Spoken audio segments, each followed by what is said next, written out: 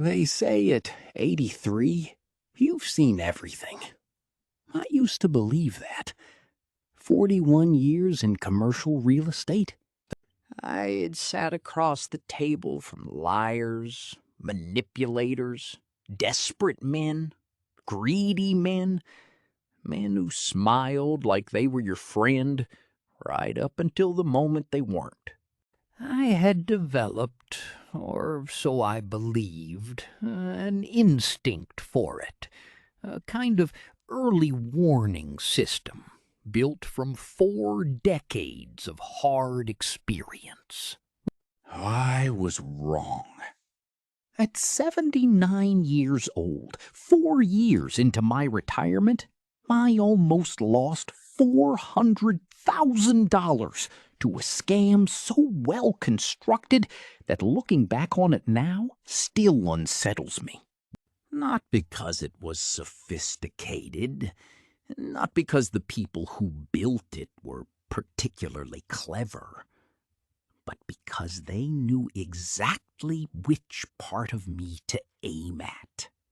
And the part they aimed at was not my greed. It was my pride. That is the thing nobody tells you about being deceived when you are old and experienced and certain of yourself. The scam that almost takes you is never the one you were watching for. It is always the one wearing the face of something you already believe in. My name is Raymond. I am 83 years old, and I am going to tell you what happened, and more importantly, the single piece of wisdom that stopped it. Because someone watching this is closer to the edge of something similar than they know. It began, as these things often do, with a phone call that seemed completely reasonable. A man named, he told me, Daniel Marsh. Professional voice, measured, not pushy. He said he had been referred to me by a former colleague whose name I recognized, someone I had done business with 15 years earlier. Credible name, real person. I found out later that Daniel had simply researched me thoroughly enough to find a name I would trust. Daniel said he was putting together a small syndicate of experienced real estate investors for a commercial development in the Southwest. He was not pitching me. That was the first thing I noticed, and the thing that lowered my guard completely. He was not selling. He was vetting. He said the group was nearly full, and he needed to confirm I was still active in the space before going any further. He was asking if I was still relevant. At 79 years old, 8 years out of the industry I had spent my entire working life building, he was asking if I still had what it took. I should have heard the hook in that question. I did not hear it. I felt it somewhere underneath the professional conversation. But I told myself I was being paranoid, that this was legitimate, that my instincts were still good. My instincts were being played like an instrument by someone who had done this many times before. The first thing I had to understand, after it was over, after I had come within one signature of losing $400,000, is this. Every scam aimed at people like us is fundamentally not about money. Money is just what they take. The actual target is your identity. Who are you? What do you believe about yourself? What is the story you have been telling yourself for 40 years about the kind of person you are? For me, that story was, I am not the kind of man who gets fooled. I have been around too long. I have seen too much. I know people. Daniel Marsh did not target my bank account first. He targeted that story. He spent 3 phone calls. 3 careful, unhurried, professional phone calls, reinforcing it. Telling me things that confirmed exactly what I wanted to believe about myself. You understand this space in a way most people don't. I wouldn't be calling if I didn't think you could see what others miss. Frankly, Raymond, most of the people I talk to don't ask the right questions. You ask the right questions. I was being flattered. I knew I was being flattered, and I discounted it completely, because I told myself that a man with my experience could separate genuine recognition from manipulation. That belief, that certainty, was the door he walked right through. The most dangerous thing about confidence built from real experience is that it eventually stops questioning itself. And the moment your confidence stops questioning itself is the moment it becomes indistinguishable from arrogance. Arrogance is the most expensive thing I have ever almost purchased. By the 4th conversation, I had seen documents, professionally prepared, logos, legal language, projected returns that were aggressive, but not implausible. That was the detail that told me later how carefully this had been constructed. Amateur scams promise you the impossible. Professional ones promise you the merely excellent. He introduced me by email, a professional email chain, multiple participants, all with credible-sounding names. He was part of it. I know that now. At the time, he felt like confirmation. I told Gloria about it over dinner.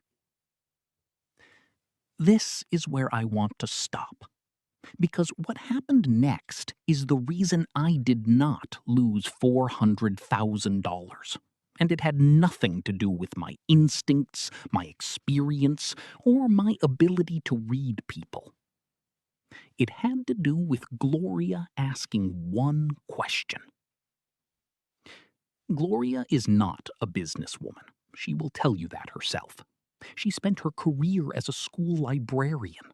She knows books, children, and the particular patience required to work with both. She does not know commercial real estate.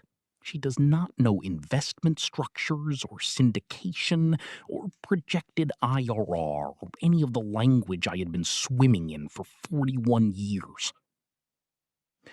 I explained the opportunity to her the way I had explained business things to her for 50 years. Thoroughly, confidently, with the slightly self-satisfied tone of a man who knows more about something than the person he is explaining it to. She listened. She asked a few small questions, and then she said quietly, not accusatorially, just genuinely curious, "Raymond, does this make you feel young again?" I stopped. I said, "What do you mean?" She said, "You've been different since these phone calls. You seem excited in the way you used to be excited when you were working. I just want to make sure you're saying yes to the deal and not saying yes to feeling like yourself again." I did not answer her. I sat with that question for 3 days. And somewhere in those 3 days, I started looking at the whole thing differently. Not with the eyes of a man who needed to prove his instincts were still sharp. With the eyes of a man who was willing to consider that he might be being played. Within a week, I had found 3 things that did not withstand scrutiny. The development permit did not exist. The second investor's name returned no results in any professional database. And the colleague whose name Daniel had used to establish credibility told me he had never heard of Daniel Marsh. $400,000. One question from a school librarian who loved me enough to ask it plainly. I have thought about this for 4 years now. Why did I almost fall for it? Not why did the scam work on other people. Why did it almost work on me specifically? And the honest answer, the one that took me the longest to arrive at, is this. I was not willing to be wrong about myself. Everything Daniel Marsh built was constructed around one foundational assumption, that I would not risk my self-image by seriously entertaining the possibility that I was being fooled. And he was almost right. The single most dangerous thing about aging, with a strong identity, a long career, real accomplishments, genuine expertise, is that your self-image can become a liability. When you have been right about things for 40 years, being wrong starts to feel like a threat to your entire history. So you unconsciously protect yourself from information that suggests you might be wrong. You dismiss doubt as paranoia. You reframe red flags as confirmation of your own caution. You outsmart yourself.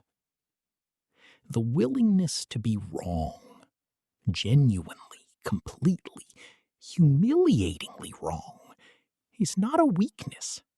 It is the most sophisticated form of intelligence available to a person who has lived long enough to have something to lose. I was not willing to be wrong. Gloria was willing to ask if I might be. That difference is the only reason I still have $400,000. The fourth thing I need to tell you, and I want you to hear this clearly, is that this is not a story about an old man who was not smart enough. This is a story about a system that was built specifically to defeat smart people. The people who constructed what Daniel Marsh delivered had studied the psychology of experienced, confident, retired professionals with precision. They knew that we do not respond to pressure, so they did not pressure. They vetted. They knew that we distrust flattery, so they made the flattery feel like recognition. They knew that we trust peer validation, so they manufactured peers. They knew that we have something to prove about our continued relevance, so they made the opportunity about relevance, not returns. This is not a blunt instrument. This is a precision tool built from the study of exactly who we are and what we need. And it is getting more sophisticated every year. If you are over 60 and you believe your experience makes you immune to deception, please hear me when I say this. Your experience is exactly what they are counting on. I still think about Daniel Marsh sometimes. I do not know his real name. I do not know how many people he has taken. I hope someone has stopped him. I suspect no one has. What I know is this. I was $400,000 away from a mistake that would have cost me more than money. It would have cost me the story I had told myself for 83 years about the kind of man I am. And I think that loss would have been harder to recover from than the financial one. Gloria saved me. Not with expertise, not with business knowledge she does not have. With one question, asked from a place of love rather than a place of judgment. Find someone who loves you enough to ask you the question you are not asking yourself. And when they ask it, stop. Do not defend. Do not explain. Just stop and sit with it for as long as it takes to hear what you have been too proud to consider. I am 83 years old. I have made deals on 4 continents. I have shaken hands with people in 3 languages. I have been right about most things for most of my life. And the most important thing I ever did was not a deal I made.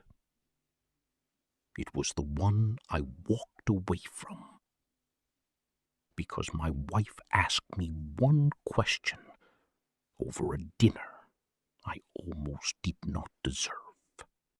If this found you at the right moment, leave it in the comments. I read them, every one. And if someone in your life needs to hear this, please share it with them today. Not tomorrow, today.